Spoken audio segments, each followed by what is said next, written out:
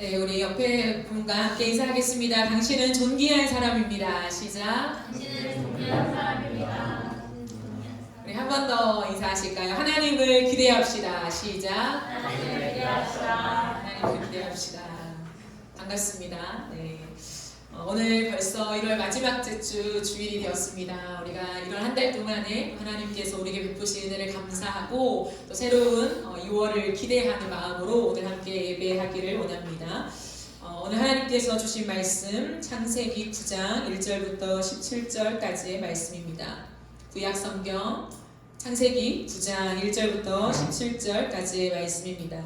다 찾으셨으면 한 절씩 교독하시고 마지막 절은 합독하겠습니다. 하나님이 노아와 그 아들들에게 복을 주시며 그들에게 이르시되 생육하고 번성하여 땅에 충만하라. 땅의 모든 짐승과 공중의 모든 새와 땅에 있는 모든 것과 바다의 모든 물고기가 너희를 두려워하며 너희를 무서워하리니 이것들은 너희의 손에 붙었습니다. 모든 산 동물은 너희 먹을 것이 될지라 채소같이 내가 이것을 다 너희에게 주노라. 그러나 우리의 그 생명을 제적지할 것이니라. 내가 반드시 너의 피 곧 너의 생명의 피를 찾으리니 짐승이면 그 짐승에게서 사람이나 사람의 형제면 그에게서 그의 생명을 찾으리라. 다른 사람의 피를 흘리면 그 사람의 피도 흘릴 것이니 이는 하나님의 생명을 창세고 사람을 지으셨음이니라. 너희는 생육하고 번성하며 땅에 가득하여 그 중에서 번성하라 하셨더라. 하나님이 노아와 그와 함께한 아들들에게 말씀하여 이르시되 내가 내 언약을 너희와 너희 후손과 너희와 함께한 모든 생물과 너희와 함께한 새와 가축과 땅의 모든 생물에게 세우리니 방주에서 나온 모든 것 곧 땅의 모든 짐승에게니라. 내가 너희와 언약을 세우리니 다시는 모든 생물을 홍수로 멸하지 아니할 것이라. 땅을 멸할 홍수가 다시 있지 아니하리라. 하나님이 이르시되 내가 나와 너희와 및 너희와 함께하는 모든 생물 사이에 대대로 영원히 세우는 언약의 증거는 이것이니라. 내가 내 무지개를 구름 속에 두었나니 이것이 나와 세상 사이의 언약의 증거니라. 내가 영으로 땅을 덮을 때에 무지개가 구름 속에 나타나면 내가 나와 너희와 및 육체를 가진 모든 생물 사이에 내 언약을 기억하리니 다시는 물이 모든 육체를 멸하는 홍수가 되지 아니할지라. 무지개가 구름 사이에 있으니 내가 보고 나 하나님과 모든 육체를 가진 땅의 모든 생물 사이에 영원한 언약을 기억하리라. 함께 읽겠습니다. 하나님이 노아에게 또 이르시되 내가 나와 땅에 있는 모든 생물 사이에 세운 언약의 증거가 이것이라 하셨더라. 아멘. 1월 한 달 동안에 이너프처치 2024년 전체 주제인 하나님 나라를 누리다라고 하는 큰 주제 안에 좀 인트로 격으로 네 가지를 살펴보았습니다. 시작, 파괴, 그리고 회복, 오늘은 누림에 대해서 살펴보기를 원합니다. 누림, 하나님의 언약이라고 하는 제목으로 오늘 하나님 말씀을 나누도록 하겠습니다. 우리가 계속해서 살펴본 것처럼 첫사람 아담 그리고 하와는 에덴에서 살았죠. 에덴을 한마디로 정의하라라고 한다면 사람이 하나님과 가장 친밀한 연합을 이루었던 곳이라고 할 수 있겠어요. 하나님과 너무나도 가깝게 친밀한 연합을 이루며 살았던 곳이 에덴이죠. 그러나 아는 것처럼 아담과 하와가 죄를 지어서 에덴에서 나가게 되었습니다. 하나님과의 온전한 관계가 파괴된 것이 사람이 당하는 가장 큰 고통이었죠. 오늘날 우리의 가장 큰 비극이 무엇이냐라고 했을 때 하나님을 에덴에서처럼 만날 수 없다는 것이 인간의 가장 큰 비극이 아닌가 생각합니다. 그런데 우리는 이것을 비극인지 알지 못한 채 그저 하나님이 보이지 않아, 하나님이 내 삶에 어디 있어 라고 하는 생각 속에서 여전히 내 소견에 옳은 대로 행할 때가 참 많은 것 같습니다. 그러나 하나님은 아담과 하와를 에덴에서 내보내시기 전에 무엇을 하셨나요? 약속을 주셨죠. 우리가 지난주에 살펴본 것처럼 창세기 3장 15절에 약속을 주셨고 두 번째로는 그들에게 가죽옷을 지어 입히셨어요. 하나님 편을 떠나서 내 소견에 옳은 대로 행했던 아담과 하와였지만 하나님은 그들을 향한 사랑을 포기하지 않으시면서 내가 나의 생명을 다해서 너를 덮어줄 거야. 그리고 내 죽음을 통하여서 다시금 나와의 화목을 이룰 거야 라고 하는 하나님의 열심을 내비치셨죠. 이것을 하나님의 은혜라고 합니다. 그렇습니다. 우리는 살아가는 인생 속에서 기억해야 될 게 뭐냐면 하나님이 우리를 포기하지 아니하신다는 사실이지요. 물론 죄를 우리가 용납한다는 건 아닙니다. 하지만 우리가 죄를 지어도 하나님의 사랑이 우리를 포기하거나 우리를 버리지 않는다는 것을 반드시 기억해야 합니다. 죄로 인해서 우리가 스스로 하나님을 찾을 수 없게 되었잖아요. 이것이 비극이긴 하지만 은혜는 하나님께서 직접 사람을 찾아오신다는 거죠. 그런데 우리의 비극 속으로 찾아오신 하나님의 은혜, 이 하나님의 손길이 있습니다. 근데 여기에 두 가지 모습이 있어요. 하나는 은혜를 알고 제대로 반응하는 사람이 있습니다. 그러나 반면에 은혜로 반응하지 못한 사람들이 있지요.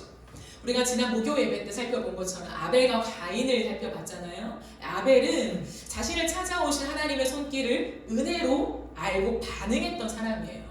그러나 안타깝게도 가인은 깨어진 자신의 마음, 그리고 이해되지 않는 수많은 생각을 계속 묵상하면서 자신을 찾아오신 하나님의 은혜에 반응하지 못했던 거죠.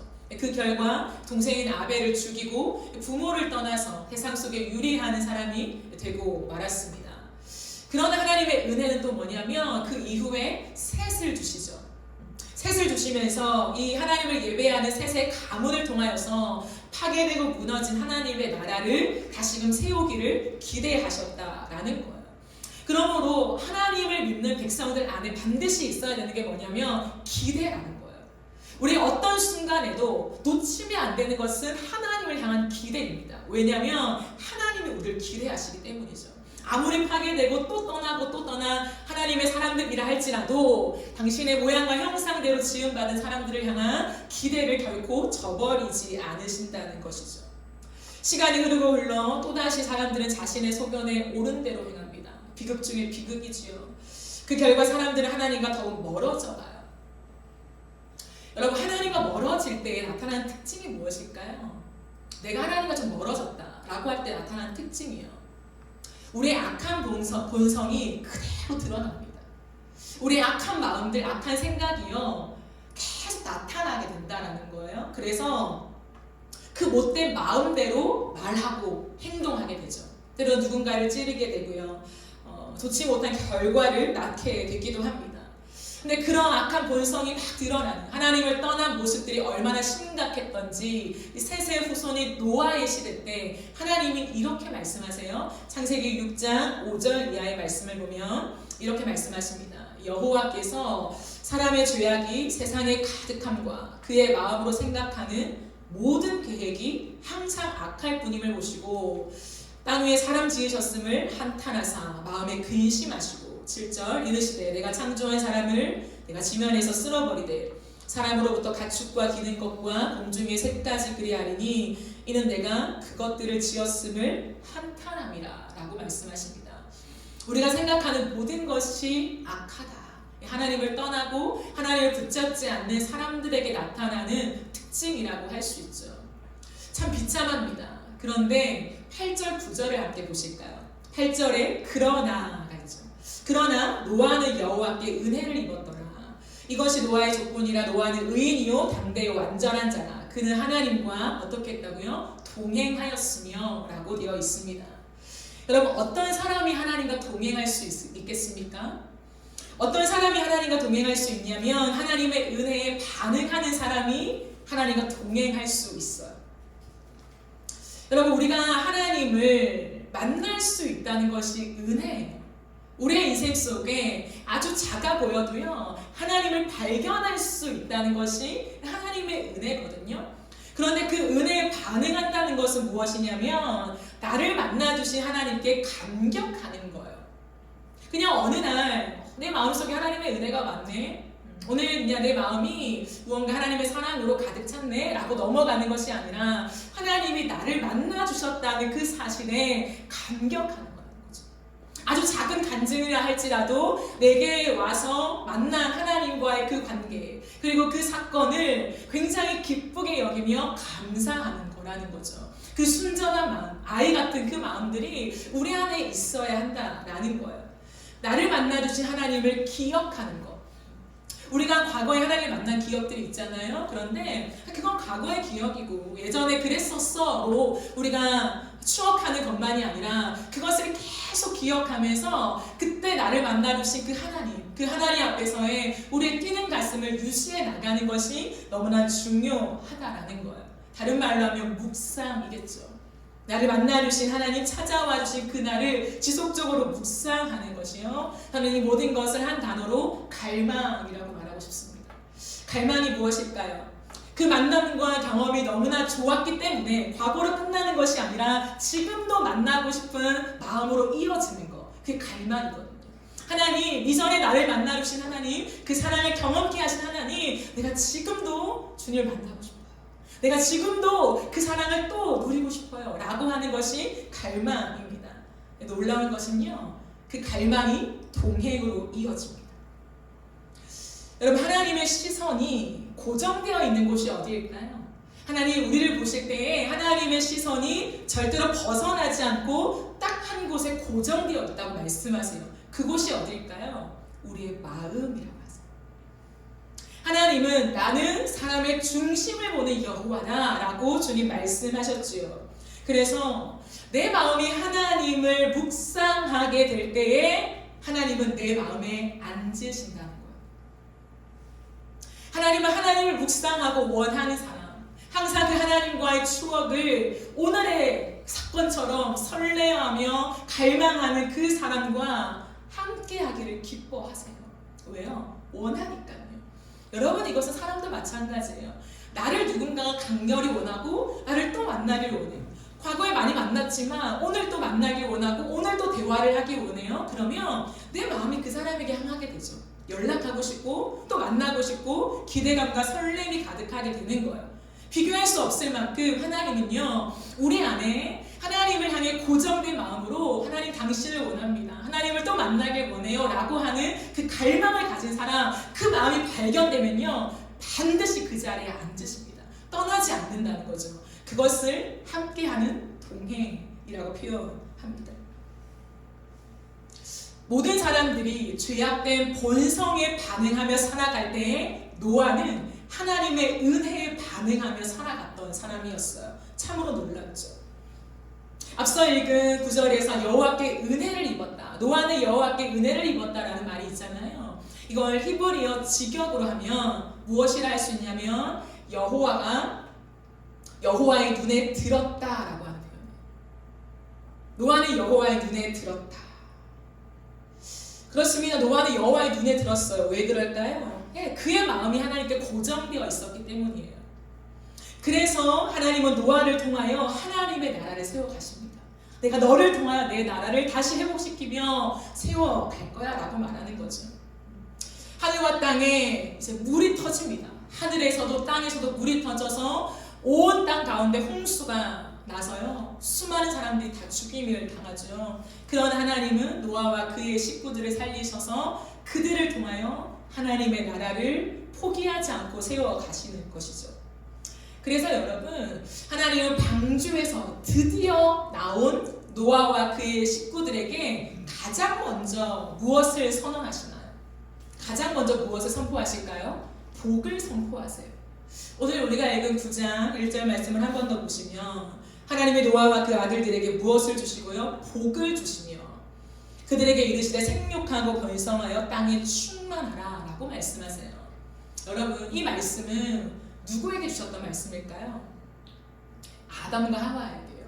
하나님이 아담과 하와를 창조하시고 그들에게 하셨던 말씀, 그들이 범죄하기 전에 하셨던 말씀이에요. 그런데 이제 노아와 그 아들들에게 동일한 복을 선포하십니다. 왜 그럴까요?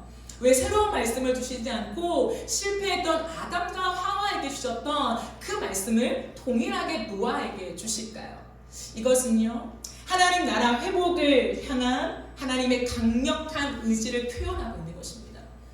내가 새롭게 무언가를 다시 만드는 것이 아니라 내가 처음 만든 그 하나님의 나라, 내 나라를 다시 회복할 거야 라고 하는 하나님의 강력한 의지예요. 그리고 그 하나님의 나라를 누려가는 것을 내 사람들에게 주겠다라고 하시는 하나님의 은혜의 선포인 것이죠. 그러므로 복이 무엇일까요? 복은요, 하나님 나라를 누리는 것이에요. 그것이 우리가 받을 수 있는 최상의 복이라고 하는 거예요. 여러분 시편 73편 28절 말씀을 보면 이런 말씀이 있습니다.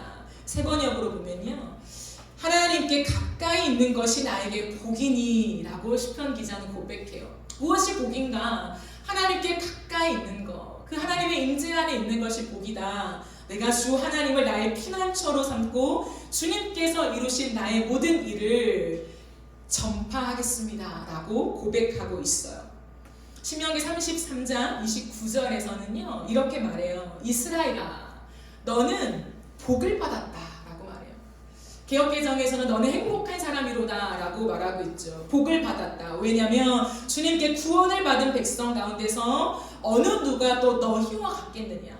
그분은 너희의 방패가 되시고 너희를 돕는 분이 되시며 너희의 영광의 칼이시다.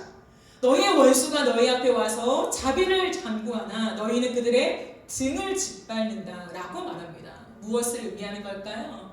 죄악된 세상 한복판에서 하나님의 승리를 누리는 것이라는 거예요. 하나님의 나라를 누려간다는 것은 여전히 이 땅은 죄악된 세상이 맞지요. 하지만 이 세상 한복판에서 하나님의 승리를 당당하게 누리는 사람, 사탄의 영이지요. 그 누가 당하겠습니까? 하지만 사탄이 나를 이기는 것이 아니라 내가 사탄을 이기는 그 승리를 누리며 살아가는 자가 하나님께 복을 받은 백성이라는 거예요. 그러므로 여러분, 세상이 거대하죠. 세상이 만만치 않지요. 나보다 세상이 훨씬 더 큰 것 같지요. 세상이 두렵지요. 하지만 하나님의 사람들의 특징은 뭐냐면 세상을 두려워하지 않는다는 거예요. 사탄이 나를 이길 수 없고 내가 사탄을 이기는 십자가의 권세가 하나님의 백성들한테 이미 주어졌다라고 하는 거예요. 이미 주어진 그 승리를 우리는 누리며 살아가는 그 복된 자가 되어야 할 것을 주님은 우리에게 다시금 상기시켜 주시는 것이죠. 노아는 죄악된 이 세상 속에서 믿음을 지켰어요. 여러분, 정말 도전이 되는 것은 무엇이냐면 세상의 모든 사람들이 죄를 지어도 노아는 믿음을 지켰다는 거예요. 저는 이것이 다시 한번 더 벅차게 제 마음에 다가왔어요. 그래, 항상 어제의 은혜가 충분했지만 오늘 또 세상을 걸어가다 보니 때론 두렵죠. 막막하죠. 과연 내가 세상을 이길 수 있나? 주변을 둘러봐도 다 세상과 비슷하게 살아가는 수많은 사람들, 나는 어떻게 살아야 될까? 라고 하는 그 고뇌를 가지고 이 땅을 걸어가는데요, 노아의 모습을 보니까 여러분, 주변에 있는 모든 사람들이요 세상과 벗하며 세상과 비슷하게 살아가요. 하나님의 말씀을 등지고요 세상을 따라간다는 거예요. 그러나 한 사람, 노아 혼자는 하나님을 바라보며 하늘을 바라보며 믿음을 지켰다. 어마어마한 말이죠. 노아에게만 해당될까요? 아니요. 오늘 내가 될 수 있다는 하나님의 도전인 거예요. 그 노아가 지금 이 시대에 너가 될 수 있다라고 하는 하나님의 그 위로와 도전이 저에게 있었습니다.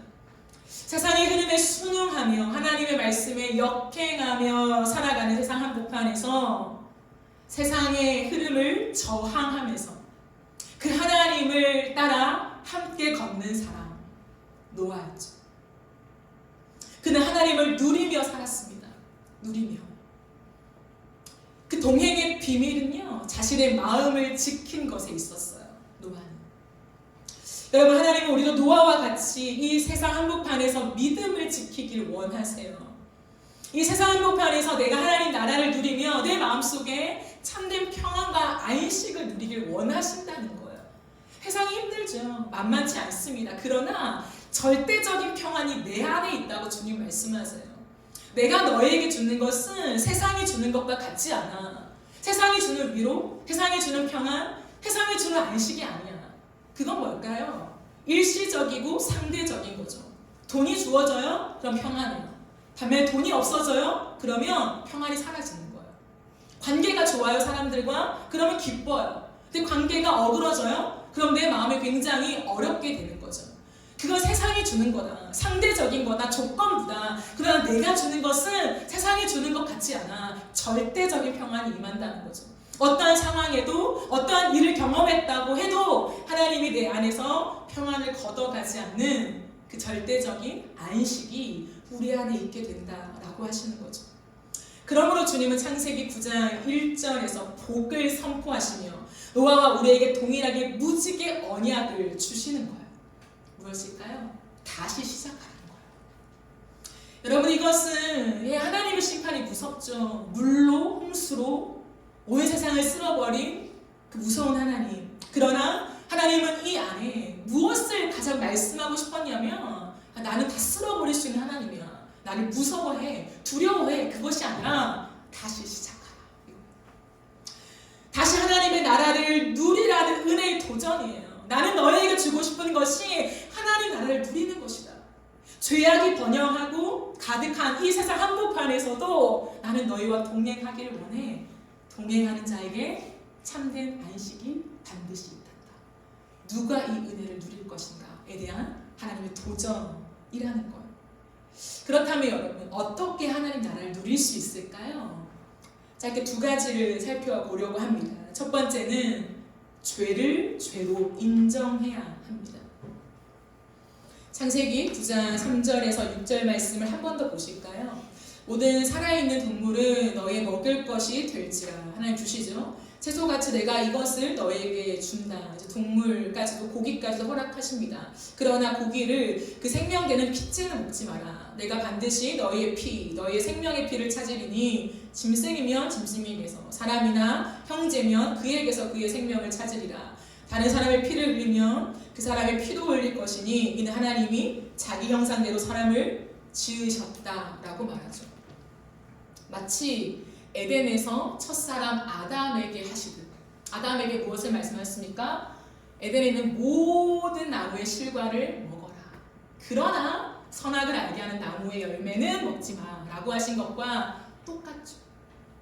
살아있는 동물을 다 먹어라. 그러나 생명이 되는 피째 먹지 마라 라고 하는 거예요. 강조하신 게 뭘까요? 생명이라는 거예요. 피를 생명과 연결시키고 있습니다. 이것은 단순히 고기의 피를 먹지 말라는 의미만은 아니에요. 물론 이것이 구약 시대에 와서는요, 율법으로 연결돼요. 그래서 음식법이 되지요. 그러나 이제 예수 그리스도께서 오시고 율법을 완성하신 이후에 우리는 율법을 지키진 않잖아요. 음식법을 동일하게 지키고 있진 않습니다. 그러나 이 말씀의 의미는 동일하게 적용된다는 거예요. 그렇지 않다면 우리는 구약을 읽을 필요가 없죠. 왜? 율법은 이제 완성되고 끝났으니까. 하지만 여전히 구약이 우리에게 유효한 이유는 뭐냐면 하나님이 구약의 말씀들, 율법을 주셨을 때, 수많은 법들을 주셨을 때에 거기에 담긴 의미가 있다는 거예요. 그 의미는 여전히 유효하며 여전히 우리의 삶에 적용되어야 한다라고 하는 그런 의미라고 하는 거예요. 그러면 이것은 무슨 의미일까요? 사람의 생명을 삼키지 말라고 하는 의미예요. 다른 말로 하면요, 사람의 존엄성을 지키라고 하는 하나님의 엄중한 명령이라는 거예요. 생명을 건들지 말라는 거예요. 죄로 인하여서요, 우리에게 파괴된 수많은 것들이 있잖아요. 근데 이 죄는요, 나를 지키기 위해서 끝없이 다른 사람을 죽이는 걸로 나타난다는 거예요. 대표적인 사람이 가인이었잖아요. 가인은 자신이 너무 분노한 나머지 이 분노를 참지 못해서 이 분노를 표출하는 것을 동생인, 가족인 그 아벨을 죽이는 것으로 나타났어요. 근데 이것은 하나님께 너무 큰 죄가 된다라고 하는 거예요. 다시금 인류를 시작하시고 기회를 주신 하나님께서는 단언하십니다. 너희가 많은 것을 먹지만 생명을 존중해야 한다. 그 누구도 나 자신을 지키기 위해서 다른 사람을 죽이는 일을 해서는 안 된다. 생명은 존귀하다라고 주님 말씀하고 있다라는 거예요. 이것은 비단 육체의 생명만으로는 국한될 수 없습니다. 하나님의 형상을 닮아 지음받은 사람의 존귀함을 파손시키는 행위를 하지 말라는 거예요. 사람이 얼마나 존귀한 줄 아냐는 거예요. 사람의 생명은 내가 준 것이다 라고 주님 말씀하세요. 그러나 너의 어떠함으로 인간의 유익을 위해서 사람의 존엄성, 그 가치, 존귀함을 파괴시키는 그 일들은 하나님 앞에 죄가 된다는 거예요. 하나님이 새로운 인류를 시작하면서 말씀하신 금기가 바로 이것이었습니다. 생명을 존중하라. 우리는 죄를 죄로 인정해야 합니다. 죄에 아파하는 마음이 있어야죠. 죄인의 비극은 뭐냐면 죄를 죄로 인정하지 않는 것입니다. 분명히 죄인데 이것을 죄로 여기지 않는 거예요. 끝나는 거예요. 죄가 우리 안에 머물러 있는 한 누림은 있을 수가 없습니다. 누림은 오지 않아요. 내가 아무리 하나님을 붙잡고 하나님 나를 만나주세요. 과거에 만났던 그 하나님을 나 다시 경험하고 싶어요. 내게 임재하시고 하나님의 사랑을 발견케 해주세요 라고 아무리 기도해도 죄송하지만 죄의 문제가 해결되지 않으면 누림은 오지 않아요. 아무리 하나님 나라 하나님 나라 하나님 나라를 외치고 노래해도요, 누림은 경험될 수 없습니다. 하나님 나라, 그 하나님의 나라 속에서 죄를 인정하는 것이 너무나 중요하다라는 거예요. 왜냐하면 죄를 인정하지 않으면 죄에 대한 저항력이 상실됩니다. 저항할 수가 없어. 이제는 어쩔 수 없어 라고 하는 거예요. 모든 사람들이 죄를 짓는데 이제 더 이상 이 목록은 죄가 아니야 라고 인식되어진 이 세상 속에서요, 더 이상 나에게 죄의 저항력은 없어집니다. 그리고 동시에 죄에 대한 순응력이 높아지죠. 어쩔 수 없어. 모든 사람들이 하잖아. 이건 문화야, 트렌드야. 그냥 가는 거야. 세상의 흐름 속에 우리가 버타여서 여기에 대해 순응하며 살아간다는 거예요. 근데 하나님은 죄가 있는 곳에 절대로 앉을 수가 없어요. 이건 동일한 원칙입니다. 죄를 죄로 인정하지 않았던 온 인류가 홍수 심판을 받게 되었지요. 그러나 은혜는 뭐냐면 하나님께서 우리에게 새로운 시작을 주시는 거예요. 그러므로 우리가 붙들어야 될 건 뭐냐면 은혜를 은혜로 알기를 간구해야 한다는 거예요. 하나님의 은혜를 은혜로 받을 수 있는 마음을 주십시오. 하나님, 그 은혜를 붙잡을 수 있는 하나님 그 마음을 허락하여 주십시오 라고 하는 간청이라는 거예요. 나 같은 죄인에게 새로운 시작을 선언해 주신 그 하나님의 은혜를 붙잡고 이제는 죄를 죄로 인정해야 한다는 거예요. 죄를 피할 수 없다는 거죠. 내가 잘못한 것을 알고 이 행동이 하나님 앞에 바르지 않다라면 인정하는 것부터 시작한다는 거예요. 그리고 죄를 단호하게 끊어야 합니다. 주님은 예수 그리스도의 십자가의 은혜를 주시면서요, 우리에게 주신 무기가 있어요. 그것은 죄를 끊을 수 있는 힘이라는 거예요. 여러분, 그러므로 절대 속지 마십시오. 죄를 이길 수 없어, 죄를 극복할 수 없어 라고 하는 것은 거짓말입니다. 사단은 끊임없이 우리에게 말해요. 너는 이전에도 결단했잖아. 그러나 또 죄를 지었지. 그것도 반복된 죄를 지었지. 거봐, 너는 죄를 이길 수 없어. 이 땅은 모든 것이 죄악이기 때문에 죄를 이길 수 없을걸 이라고 말한다는 거예요. 그러나 우리는 그 세상의 소리가 아니라, 사단의 소리가 아니라 하나님의 소리에 집중해야 돼요. 하나님은 우리에게 뭐라고 말씀하십니까? 아니, 내가 죽은 십자가의 죽음은 죄를 이기는 승리가 된단다. 예수의 보혈을 믿는 모든 자에게 내가 이제 죄를 이길 힘을 주었단다 라고 주님은 우리에게 약속하시고 그 은혜를 주셨어요. 그러므로 우리가 할 것은 뭐냐면, 과거에 우리가 또 실패하고 넘어진 그 죄를 아파하며 인정하는 것이 필요해요. 그러나 다시 시작할 때에 하나님의 은혜가 더 은혜되는 거예요. 죄를 간과하라는 게 아니에요. 어차피 죄를 지었고 오늘도 회개하면 내가 씻어지고 새로운 기회를 준다고? 좋네? 이렇게 이용하라는 것이 아니라 그 하나님의 은혜를 선포하며 적용하며 누리라는 거죠. 그럴 때요, 은혜가 은혜 됩니다. 여러분, 우리는 죽을 때까지 죄를 지을 수밖에 없죠. 죄에서 완전히 탈피해 살아갈 수 있는 완벽한 의인은 존재하지 않습니다. 그러나 여러분 잘 기억하세요. 그러나요, 우리의 인생 속에 우리가 행위로 지을 수 있는, 그리고 우리가 하나님 앞에서 하나님이 이거 내가 싫어하는 거다라고 적어놓으신 것들이 꽤 많아요. 그 목록에서요, 우리가 벗어날 수 있습니다. 무슨 말이냐면, 우리가 여전히 죄인이지만 예를 들어 생각해 보십시오. 과거에 내가 치명적인 죄를 지어서 그 죄에 대한 대가를 치른 누군가가 있다고 칩시다. 나는 죄인이고 과거에 이런 목록이 있으니까 난 어차피 이런 죄수야. 난 어차피 이 내용을 벗을 수 없어. 그리고 또 죄를 짓나요? 그렇지 않아요. 하나님 앞에 은혜를 받은 사람일수록 우리가 점점 더 도덕적인 양심의 수준이 높아져 간다는 거예요. 왜요? 하나님은 우리에게 선한 양심을 계속 주시니까. 이제는 죄의 무감각한 채로 우리가 있을 수 없다는 거예요. 그러므로 세상이 말하는 도덕적인 그 수준에서 우리는요, 그 이상을 갈 수 있다는 거예요. 그리고요, 하나님 말씀하시는 것들은 훨씬 더 세미합니다. 너가 생각으로 지은 거, 마음으로 품은 음란함, 그것 또한 죄가 된다. 세상에선 죄가 안 돼요.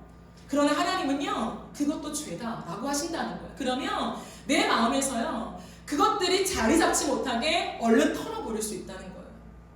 이해되십니까? 이런 말이 있잖아요. 새가 앉을 수 있다. 어딘가에 앉을 수 있지만 거기서 둥지를 틀게 하지 마라. 우리의 인생 속에 죄의 유혹이 올 수 있다는 거예요. 우리는 죄인이니까. 그러나 둥지를 틀게 하지 말라는 거예요. 그게 우리를 장악하게 하지 말라는 거죠. 그게 삶이 되게 하지 말라는 거예요. 털어버리라는 거예요. 언제나 빨리. 어머, 내가 이런 마음이 왔어? 어머, 나에게 이런 유혹이 왔어? 이건 하나님이 싫어하시는 거, 하나님이 하지 말라고 하시는 거, 이라고 단호하게 잘라내면서 거기서 벗어나야 한다는 거예요. 그게 하나님 백성의 특징이라는 거죠. 그렇지 않으면요, 너나 나나 죄인인데, 모두가 죄인이고, 그러니까요, 모든 죄를 어쩔 수 없지 뭐, 이렇게 넘어가요. 하나님은 그것을 원하지 않으십니다. 우리 안에 죄에 대한 단호함과 저항력이 높아져야 돼요. 그리고 이 땅에서 이 시대가 죄를 죄로 인정하지 않는 것들이 있습니다. 시대에 어둠이 짙어지면 짙어질수록 더욱 이 모습들은 활발해지죠. 이제는 우리가 말했던 도덕적인 약속에서의 죄도 죄가 아닌 시대가 되어버렸죠. 그 죄가 아니야. 법도 바뀌는 시대가 왔습니다. 그러나 하나님의 백성들은요, 세상에서 죄를 죄로 인정하지 않는다고 하여도 저항해야 돼요. 그리스도인들만 할 수 있습니다. 세상의 많은 사람들은 자신의 유익과 어떠함을 위해서요, 생명의 존엄성을 파괴시키죠. 많은 일들이 있습니다. 오늘은 제가 그 이슈들을 깊이 다루고 싶진 않아요. 우리 세상을 바라보면서 생명의 존엄성이 파괴되는 일들, 사람의 존귀함이 파손되는 일들이 너무 많이 일어난다라는 거예요. 그리스도인은요, 적극적으로 그것을 반대하는 일을 해야 돼요. 데모를 하는 게 아니라요, 우리의 사상과 우리의 생각 속에, 그리고 우리가 선택하는 것 속에, 또한 우리의 말 속에요, 저항력이 있어야 돼요. 그건 옳지 않아. 잘못되었어? 그래서 정죄하라는 것이 아니라 그것을 바로 세우기 위한 우리의 적극적인 실천이 함께 동반되어야 한다는 것을 우리는 기억해야 합니다. 하나님의 나라를 누려간다는 것은요, 단순히 하나님과 나의 관계 속만은 아니에요. 왜냐하면 세상과 연결되어 있기 때문이에요. 하나님과 나, 그런 다음에 다른 영역 속에 세상과 나, 그렇지 않아요. 모든 게 통합적으로 이해가 되어야 된다는 거예요. 하나님과 내가 바른 관계가 되면요, 사람하고도 바른 관계가 되어야죠. 하나님 앞에서는 죄를 짓지 않는데 사람에게 죄를 짓는 게 올바른 건가요? 그렇지 않다는 거예요. 내가 하나님 관계를 너무 좋아요. 나는 너무 하나님을 너무 사랑하고 별 문제될 게 없어요. 근데 세상에 나가서 세상의 많은 것들을 파괴하는 일들을 내가 아무렇지 않게 한다면 그거는 온전한 신앙이라고, 건강한 신앙이라고 할 수 없다라고 하는 거죠. 다 연결되어 있다는 거예요. 그러므로 우리는 다시 한번 하나님 앞에서 하나님이 새로운 인류를 시작하게 하실 때에 주신 이 명령, 왜? 생명을 존중하라, 사람됨을 세워나가라, 내 형상을 형상되게 하라라고 하는 이 명령을 주셨는가에 대한 깊은 묵상과 또한 삶의 구체적인 실천들이 우리 인생 속에 깊이 고민되어야 한다라는 거죠. 그런가 하면 두 번째가 있습니다. 하나님의 언약을 붙잡아야 합니다.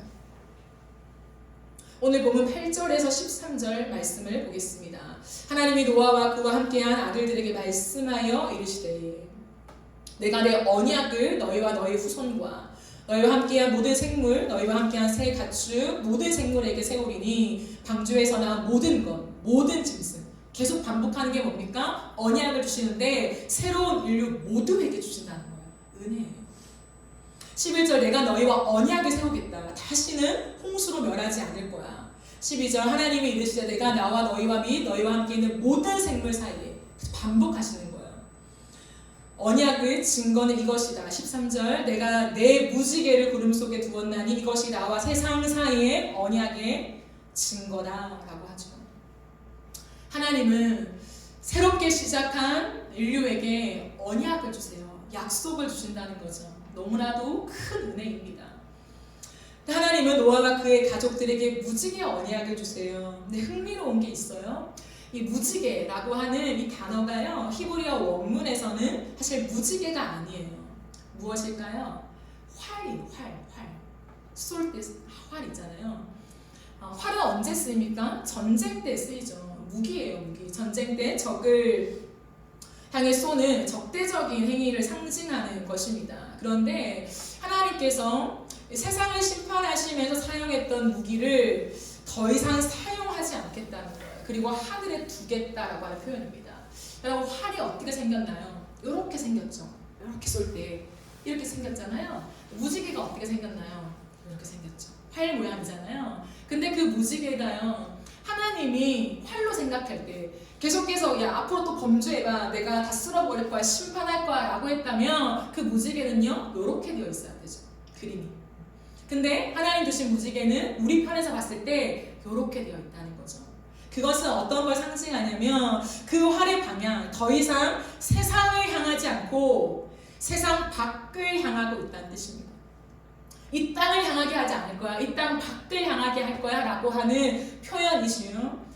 그러므로 이것은 조금 더 구체적으로 말하면 하나님이 우리와 관계 속에서 이런 거예요. 무지개를 이렇게 우리 편에서 주시잖아요. 하나님 편에서는요, 그 활 모양처럼 내가 너희를 안을 거야 라고 하는 표현이에요.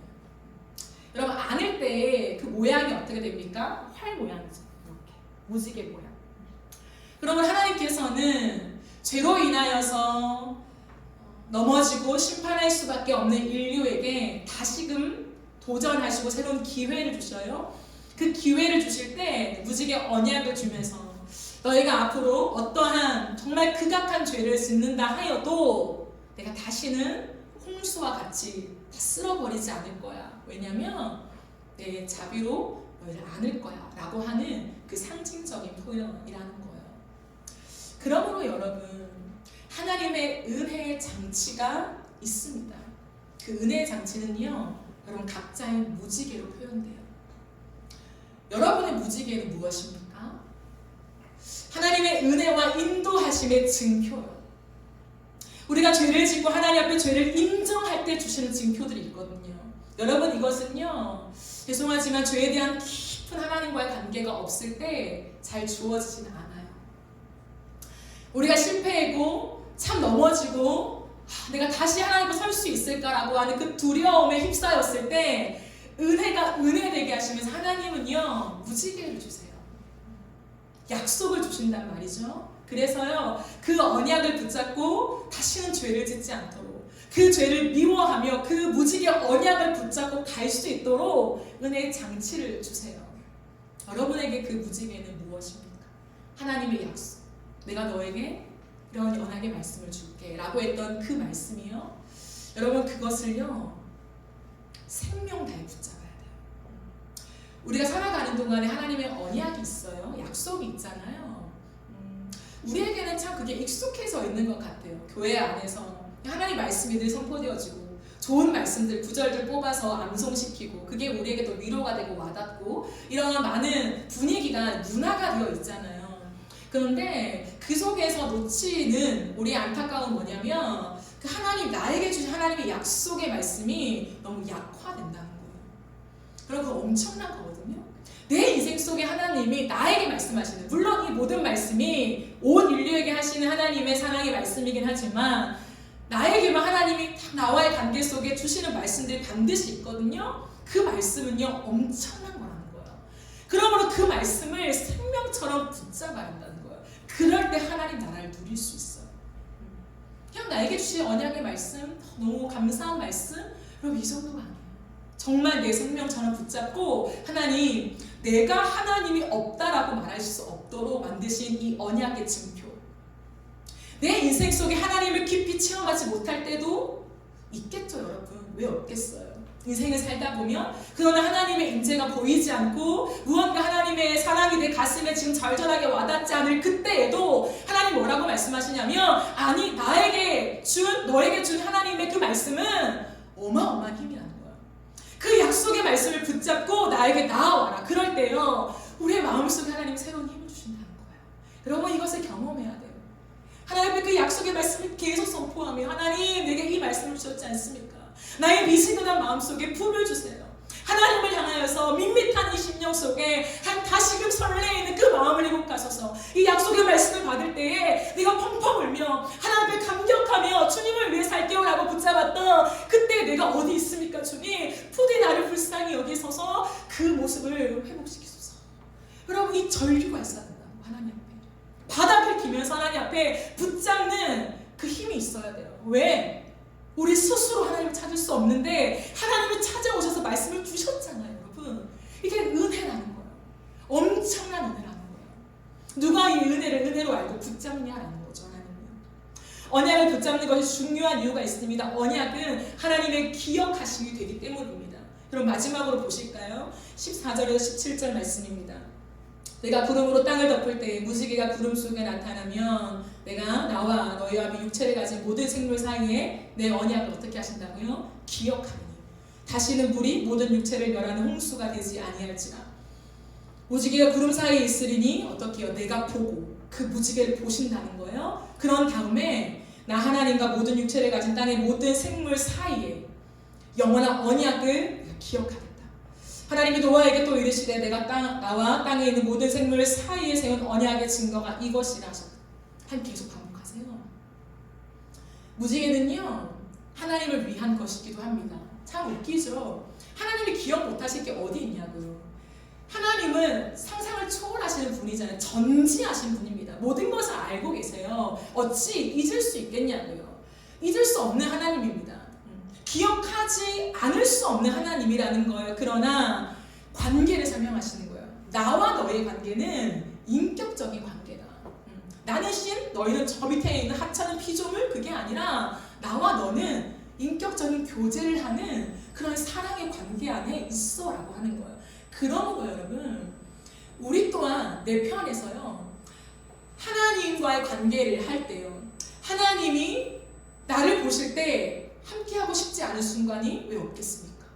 내 마음대로 살아갈 때, 사사시대와 같이 살아갈 때, 너의 소견이 옳은 대로 살아갈 때, 내가 주인되어 살아갈 때요 하나님 왜 우리를 돌봐야 하냐는 거예요. 왜? 하나님 왜 그러셔야 하냐는 거죠. 그럴 때요. 그럴 때 우리는요 하나님의 은혜를 간구하면서 그 언약을 요청하는 거예요. 하나님 죄송합니다. 하지만 하나님 내게 이 언약을 주셨잖아요.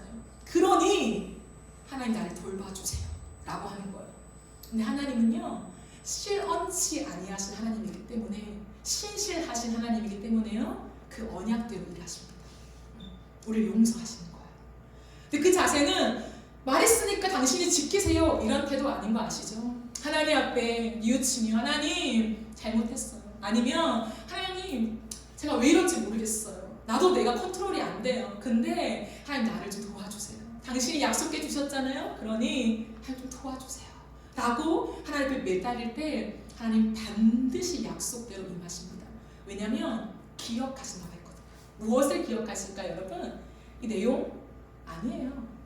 그때 내 모습을 기억한다는 거예요. 하나님 앞에 절절했던 내 모습, 하나님 밖에 없다고 순수하게 고백했던 그 내 눈물, 하나님 잘못했어요 라고 창자가 꼬이듯이 하나님 앞에 토해냈던 그 회개의 그 가슴을 내가 다시 기억한다 이거예요. 그러니 하나님이 우리를 버리지 않는다라는 거죠. 그러므로 우리 편에서 무기가 있습니다 여러분. 무기는 뭐냐면 내가 하나님께 고백한 것들이 있잖아요. 그죠? 하나님께 받은 약속도 있겠고 내 편에서 하나님께 고백한 것이 있어요. 내 가슴을 다하여 고백한 그 고백요 그 고백을 목숨처럼 붙잡아야 돼요. 목숨처럼 지켜내고자 하는 그 마음, 그 견고한 마음, 그것을 하나님 좋아하세요. 하나님 너무 기뻐하신다는 거예요. 저에게는 그 고백들이 몇 가지 있지만 가장 저의 인생을 대변하는 하나님 앞에서의 고백이 있어요. 하나님 제가 한길 가는 나그네가 될게요 라고 하는 고백이었어요. 하나님 이 땅에 많은 사람들이 주님을 떠나고 혹시나 나만 의인이다 이런 게 아니라요 혹시나 내가 그리고 이 세상에서 너무 잘나 보이고 좋아 보이고 내가 여기 안주하고 싶어질 때에 그때라도 나는 안주하지 않을게요. 영원한 천국을 바라보며 주님과 영원히 만날 그날을 바라보며 내가 이 땅이 나그네인 줄 알게요. 그래서 어느 한 순간에라도 지점에라도 내가 안주하지 않고 항상 주님을 바라보며 내가 나그네의 마음으로 이 땅을 살아갈게요 라고 하는 고백이었거든요.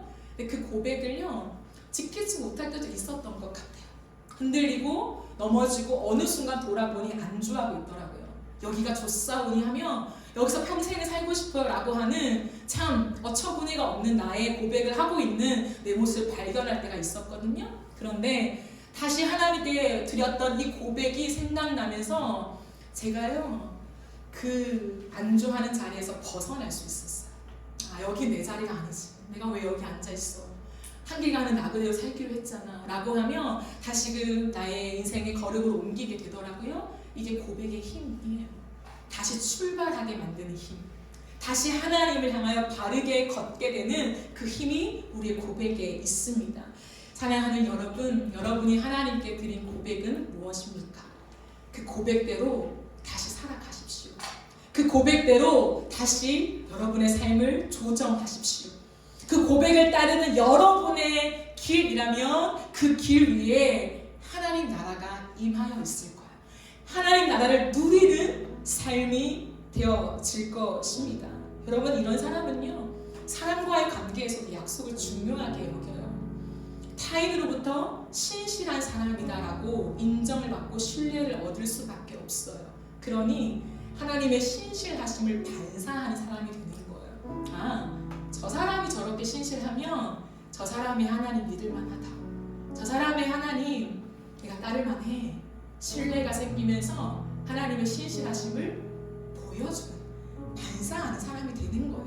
그게 하나님 나라를 누리는 거예요. 내 안에 하나님 나라가 담기는 것을 보게 하는 거죠. 이 죄악된 세상의 한복판에서. 그런 사람을 주님은 사용하십니다.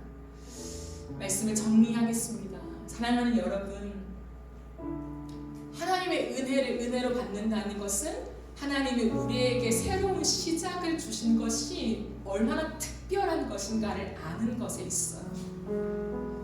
우리에게 새로운 시작을 주셨다? 당연한 게 아니라는 거예요. 특별한 거예요. 은혜라는 거예요.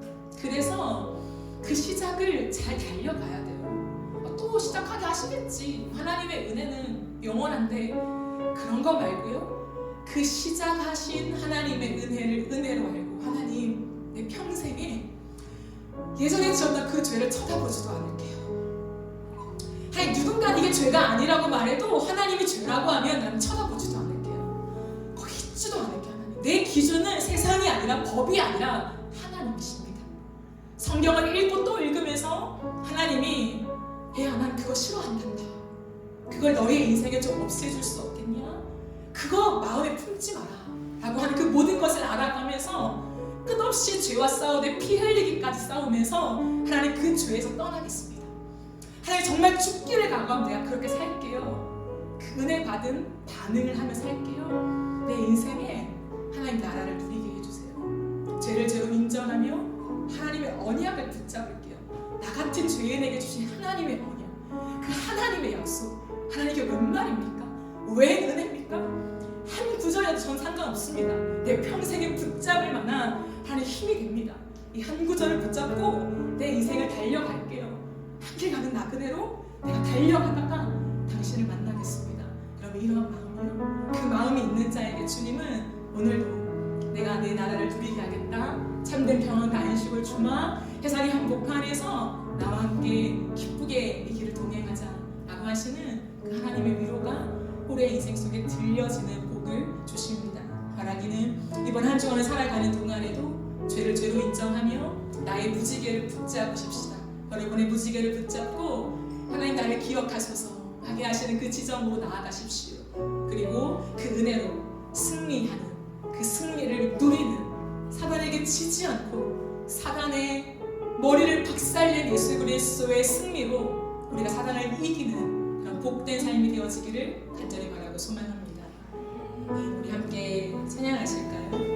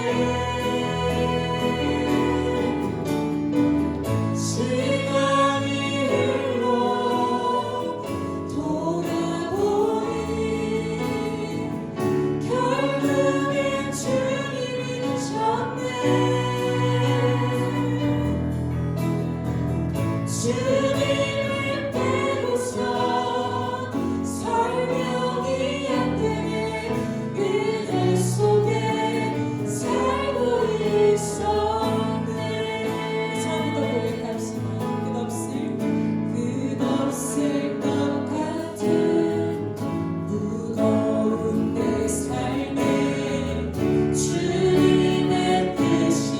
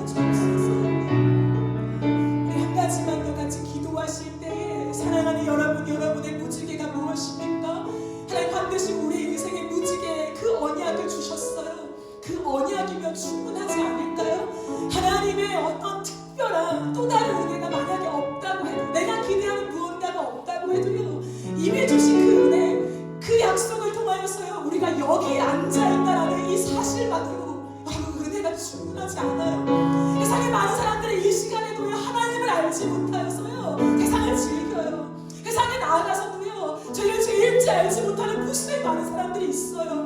그러나 죄에 아파하시는 마음을 주신 것, 오늘도 이 자리에서 주님을 찬양할 수 있게 하신 것, 오늘도 부족하지만 내 마음속에 하나님 위해 잘 살아볼게요, 하나님 나에게 믿음 주세요 하고 하는 그 갈망이 있는 것, 그거는 충분하지 않습니까? 이 시간 마지막으로 한 번 더 같이 기도하실 때에 하나님 내가 또 다른 더 많은 은혜를 하나님 받아야만 가겠습니다가 아니라 하나님 충분한 그 은혜, 내가 여기 있다는 이 사실만으로도 내 평생에 주님을 떠나지 아니하고 이 예배의 자리를 지키겠습니다. 예배자로 살겠습니다. 나의 삶 어느 곳에라도 내가 오늘 찬양한 모습 그대로 그래서 한복판에서 주님을 노래하며 살아내겠습니다. 노아가 되겠습니다. 노아의 기름 부으심을 나에게 허락하여 주시옵소서. 우리 주의 한번 외치며 기도합시다.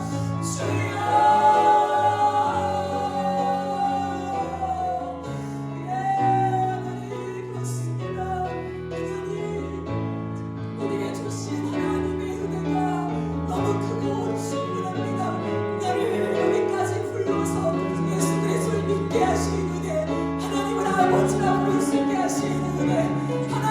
하나님의 자녀로서 기쁨과 감사를 누리고 하나님께 기도할 수 있게 하시는 은혜, 예배할 수 있게 하시는 은혜, 하나님 이것은 당연한 은혜가 아니라 너무나 특별한 은혜잖아요. 하나님의 특별함을 특별함으로 인정하며 하나님 앞에 나아가기를 원합니다.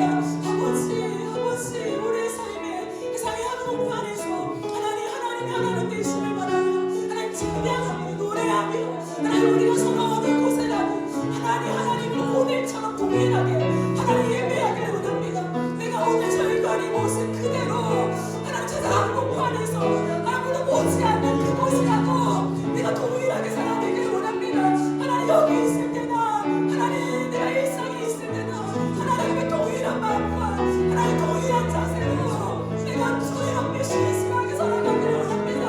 하나님의 말씀을 생명인 줄 알고 내가 주님께 드린 고백이 생명인 줄 알고 내 생명처럼 여기며 내가 주님 위한 그 고백을 지키기 위하여 나의 삶을 쳐서 엎드려드리며 하나님 그렇게 죄를 멀리하며 하나님 시원하게 싸우며 하나님 내가 그렇게 살아가기를 원합니다.